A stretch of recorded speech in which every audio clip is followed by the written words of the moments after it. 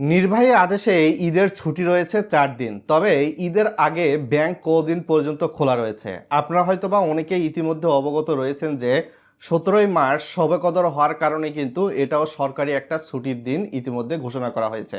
তবে 18ই মার্চ কিন্তু আবার একটা ওয়ার্কিং ডেজ থাকতেছে। এই ওয়ার্কিং ডেজটা সাধারণত ব্যাংকিংয়ের ক্ষেত্রে যে সকল ব্যাংকের শাখা পোশাক শিল্প জোনের এলাকায় অবস্থিত 18 এবং 19 তারিখে কিন্তু সেই সকল এলাকায় ব্যাংক খোলা থাকবে।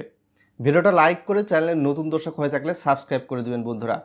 এবং 18 তারিখ যেহেতু কোনো সরকারি ছুটি থাকতেছে না, 19 তারিখ সরকারি ছুটি থাকতেছে, আপনারা হয়তোবা সরকারি ক্যালেন্ডার দেখতে পাচ্ছেন। তো 18 তারিখে কিন্তু জনপ্রশাসন মন্ত্রণালয় কর্তৃক ইতিমধ্যে একটা প্রজ্ঞাপন আকারে জারি করে দেওয়া হয়েছে, সেখানেও কিন্তু সাধারণ ছুটি হিসাবে অতিবাহিত করা হয়েছে সেই দিনটাকে।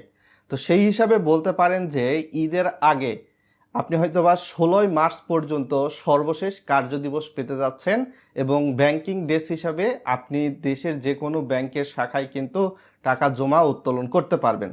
তবে 17, 18, 19, 20, 21, 22, 23 মোট 7 দিন কিন্তু আপনার ঈদের ছুটি থাকতেছে, কেননা সরকারি ছুটির দিন কিন্তু আবার শুক্র শনি এর মধ্যে পড়ে গিয়েছে। সো আশা করি মোরাল অফ দ্য স্টোরি বুঝতে পেরেছেন। এবং 18 এবং 19 তারিখে দেশের সকল এলাকায় সকল ব্যাংক কিন্তু খোলা থাকবে না, শুধুমাত্র পোশাক শিল্পের জোনের এলাকায় সীমিত পরিসরে ব্যাংকিং সার্ভিস খোলা থাকবে 18 এবং 19 তারিখে। আর 16 তারিখে হবে সর্বশেষ ওয়ার্কিং ডেজ।